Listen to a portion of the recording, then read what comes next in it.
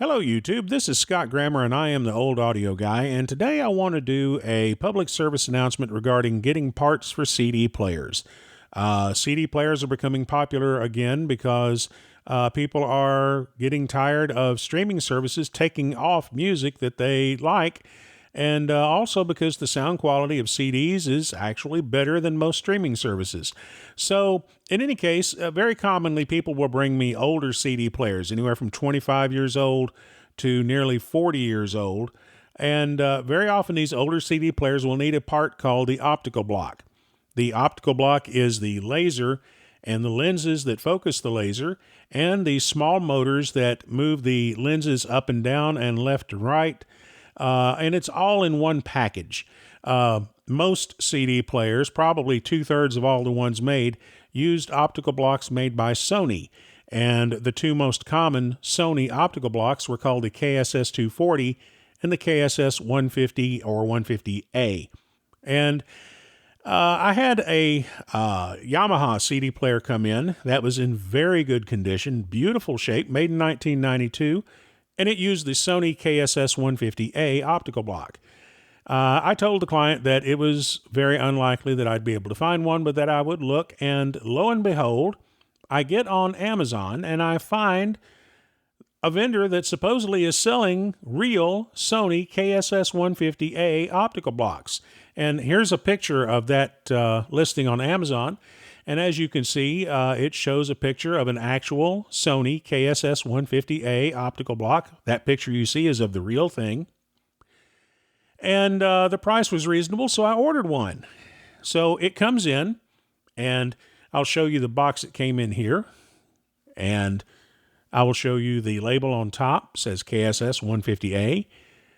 And if you look at the box, it suggests that it's a real part. But when I opened the box, what I found inside it is a knockoff. So here you see a picture of the actual Sony optical block, which I removed, next to the knockoff block that I got from Amazon. They're similar, but certainly not the same.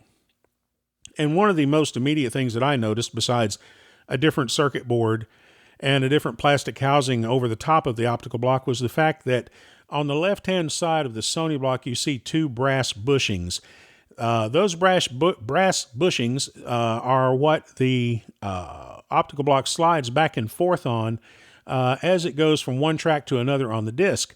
And if you look at the same spot on the knockoff block, there are no bushings of any kind. It's just plastic. So that's definitely not very high quality. But since there wasn't really any other option, and since I had already bought the part and it had come in, I went ahead and installed it. And sure enough, it worked. It was easy to align the player. Here I can show you the eye pattern, which is indicative of the quality of the signal picked up by the block. That is a very stable and very open eye pattern, which indicates that it's got a good signal off the disc. It's very clean. And the machine played just fine. The only question is, how long will it continue to play? This, I don't know. And so I wanted to warn you that even though these blocks that Amazon is selling through some third-party vendor is selling through Amazon is actually the proper way to put it.